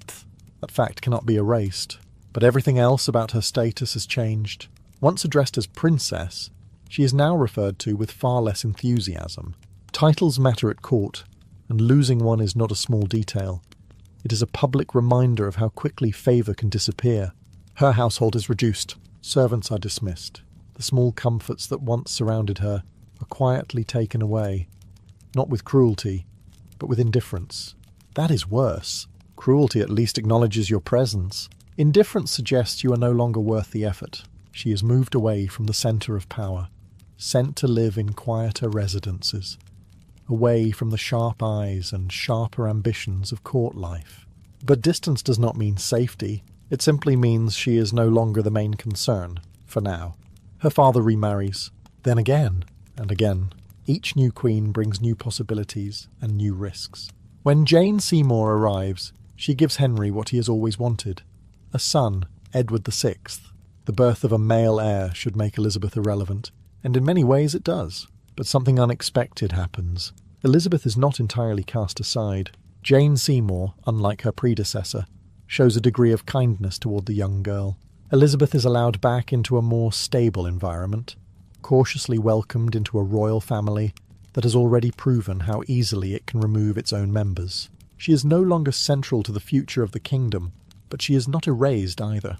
This in-between position becomes her reality, not important enough to be a priority, not unimportant enough to be ignored. And that balance is dangerous, because being too visible invites attention, but being invisible offers no protection either. Elizabeth grows up in this narrow space, learning how to exist without drawing too much focus, how to observe without being observed. Every conversation, every glance, every shift in tone carries meaning. She begins to understand something that many adults at court fail to grasp. Power is not always about holding a crown. Sometimes it is about surviving long enough to be in the room when the crown becomes available. If Elizabeth's childhood has taught her anything so far, it is this: survival does not belong to the strongest. It belongs to the most careful. Removed from the centre of court life, but never fully outside it, Elizabeth I grows up in a strange position, close enough to power to be affected by it, but distant enough to study it. And study it she does. Education becomes her safest weapon. While other children of noble birth are trained in manners and obedience, Elizabeth is quietly building something far more useful. She studies languages, Latin, Greek, French, Italian, absorbing them with unsettling ease. Words, she begins to understand, are not just tools for communication. They are shields. They are disguises. They are ways to say everything, while appearing to say nothing at all. Her tutors quickly realise they are not dealing with an ordinary student. Among them is Roger Ascham, who later writes with a kind of careful admiration about her discipline and intelligence. Elizabeth does not simply learn, she refines. She listens more than she speaks. She answers precisely, never carelessly. Even as a child, she shows a rare ability to control what she reveals, because revealing too much she already knows is dangerous.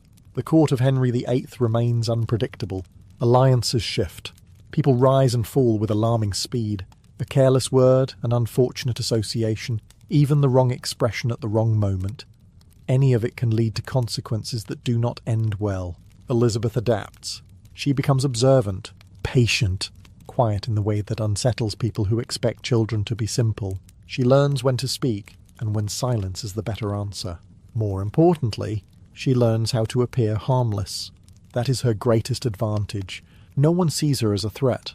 Not yet. She is still, in many eyes, the daughter of a disgraced queen.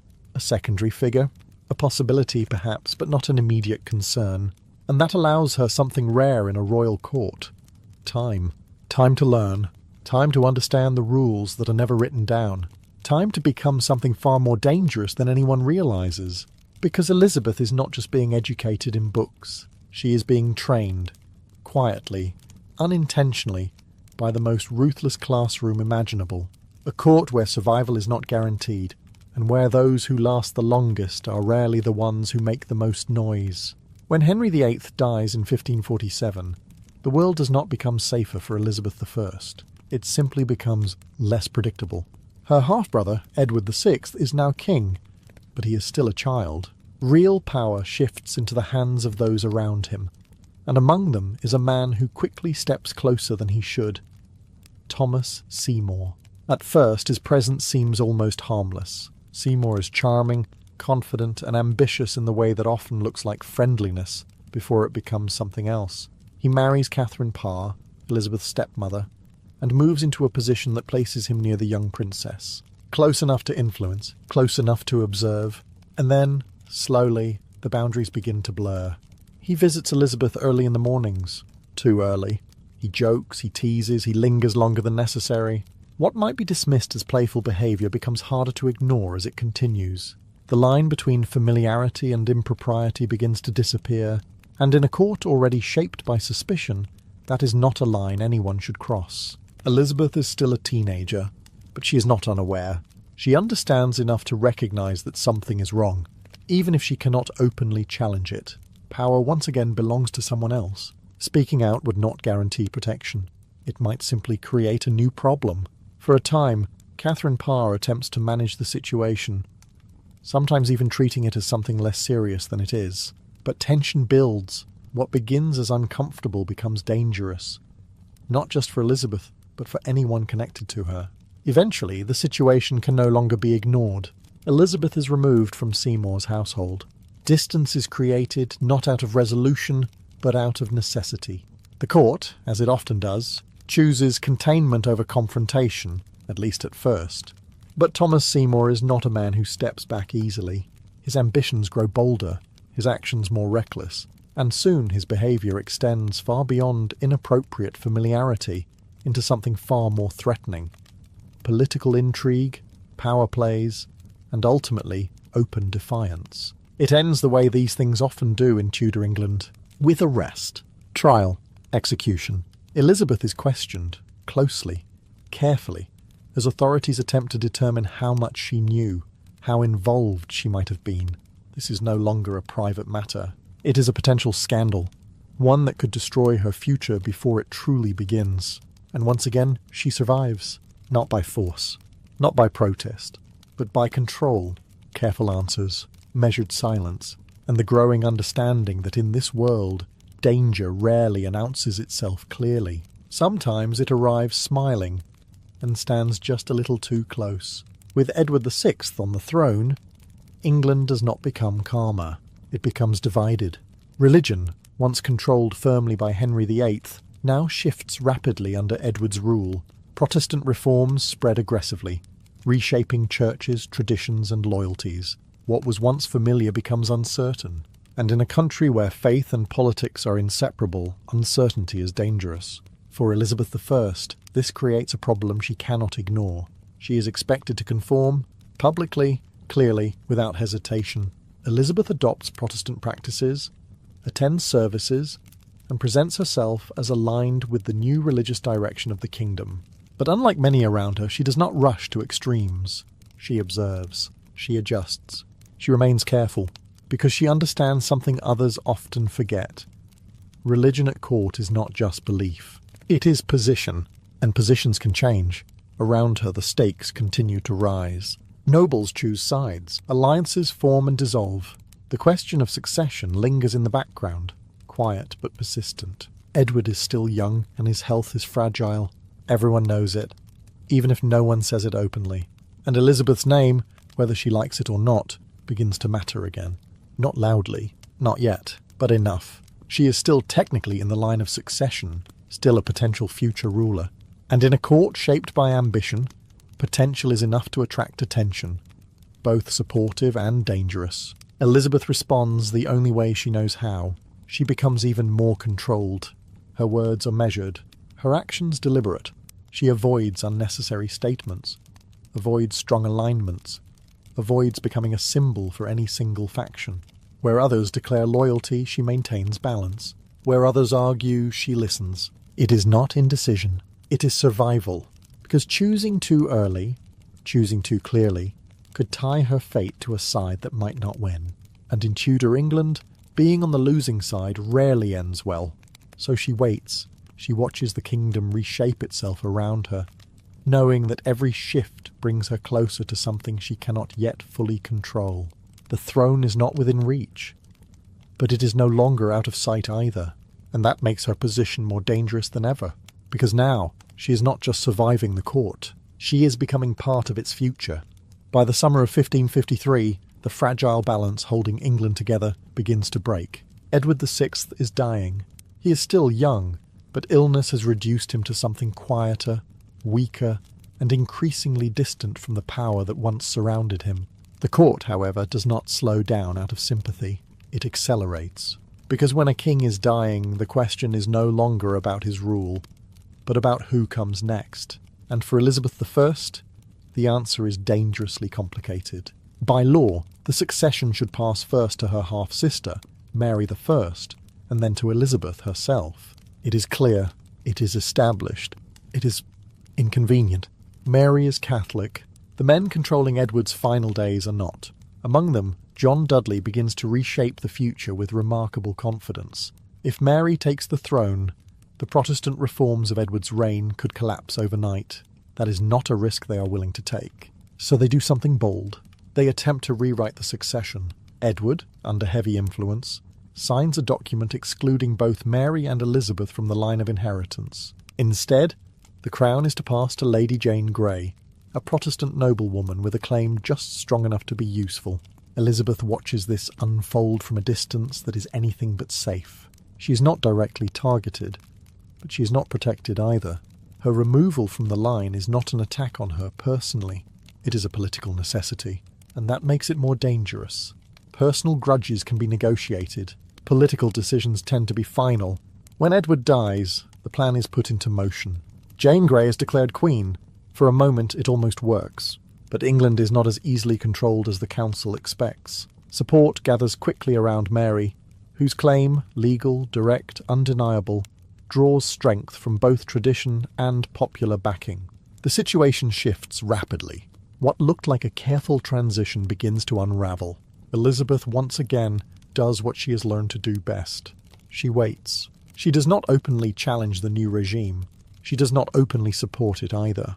She remains still, controlled, observing which way the balance will fall, because choosing wrong now would not mean losing influence. It would mean losing everything. Within days, the outcome becomes clear. Mary triumphs. Jane Grey's reign collapses as quickly as it began, and Elizabeth, once removed, almost erased, finds herself restored to the line of succession once more. But survival here does not bring comfort.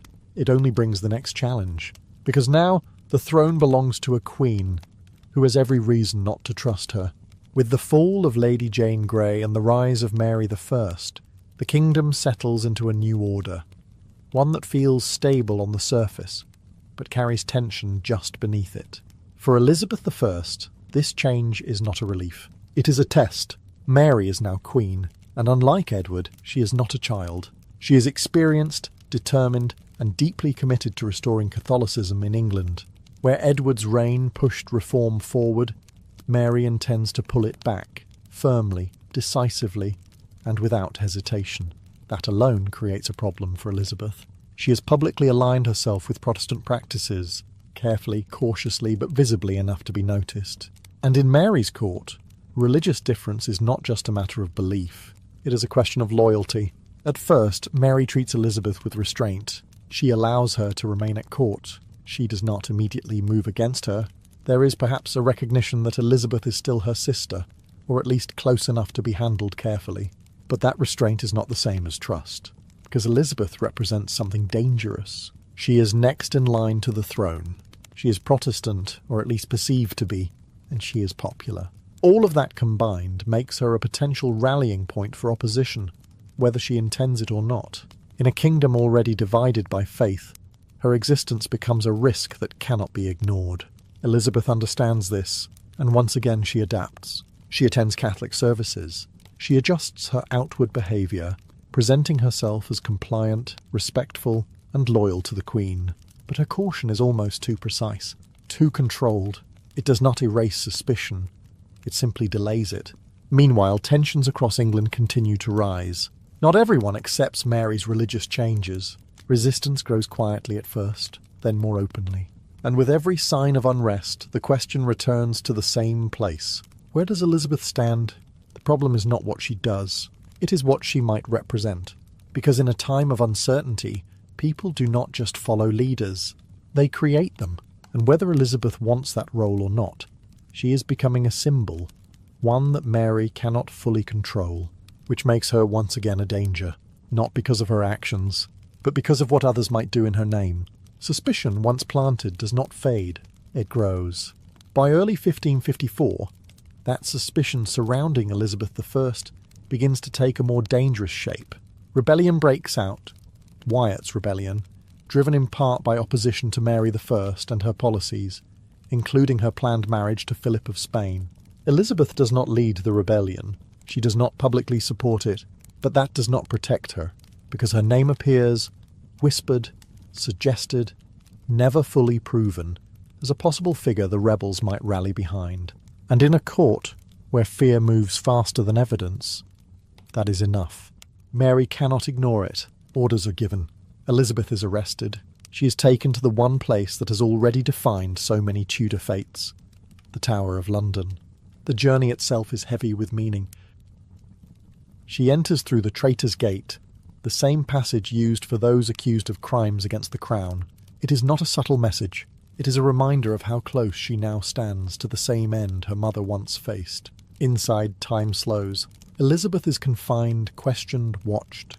Every word she has spoken, every letter she has written, every association she has maintained, all of it is examined. Authorities are not just looking for truth. They are looking for proof, something they can use, something final. Elizabeth understands the stakes, and she responds the only way she can. With control, she denies involvement, calmly, consistently. She answers carefully, never offering more than necessary, never contradicting herself. There is no panic, no visible fear, only restraint. It is not defiance. It is precision, because one mistake, one careless word, could end everything. Outside the tower, the situation remains uncertain. The rebellion is crushed. Order is restored. But the question remains unresolved. Is Elizabeth guilty? Mary hesitates. Executing her sister would remove a threat, but it would also create another. Public reaction, political instability, doubt. Killing Elizabeth without undeniable proof could do more damage than letting her live. And so Elizabeth waits. Days pass, then weeks. The tower does not decide her fate. Eventually she is released but not freed. She is placed under house arrest. Still watched, still controlled, still considered dangerous. And yet she has survived again. Not by power, not by support, but by something far more difficult to maintain. Perfect caution. Because in Tudor England, survival is not about proving innocence. It is about avoiding certainty. After the Tower of London, survival becomes quieter, but no less dangerous. Elizabeth I is no longer imprisoned, but she is far from free. Under watch, removed from court, and carefully monitored, she lives in a kind of controlled existence where every letter, every visitor, every word still carries risk. The threat has not disappeared. It has simply become patient. Meanwhile, Mary I rules a kingdom that refuses to stay stable. Her efforts to restore Catholicism grow harsher. Executions increase. Opposition does not vanish, it deepens, and with every passing month, Mary's position becomes more complicated, more fragile than it appears from the outside. And then, slowly, another reality begins to form. Mary has no heir. At first, this is treated as temporary. There are hopes, expectations, even false pregnancies that briefly raise the possibility of a successor. But each time, those hopes collapse, leaving the same question behind. Who comes next? And once again, the answer leads back to Elizabeth. She does nothing to force this outcome. She does not rally supporters. She does not challenge Mary directly. Instead, she does something far more effective. She waits. She remains careful, controlled, outwardly loyal. She attends when required, speaks when necessary, and avoids anything that could justify renewed suspicion. The same discipline that kept her alive now begins to shape something else. Credibility. Because unlike others, she is not rushed. She has not failed. She has simply endured. By 1558, Mary's health declines. The tension that once surrounded Elizabeth begins to shift. Not disappearing, but changing direction. She is no longer just a threat. She is the inevitable successor. When Mary dies in November, the transition happens with surprising clarity. Elizabeth becomes queen, not through force, not through rebellion, but through survival. Everything she has endured, her mother's execution, her loss of status, suspicion, interrogation, imprisonment, all of it has shaped her into something uniquely prepared for this moment. She has learned when to speak, when to remain silent, when to act, and when to wait. And now the waiting is over. The girl once declared illegitimate, once imprisoned as a potential traitor, now sits on the throne of England, not because she was chosen early, but because she was the one who lasted long enough to be chosen at all.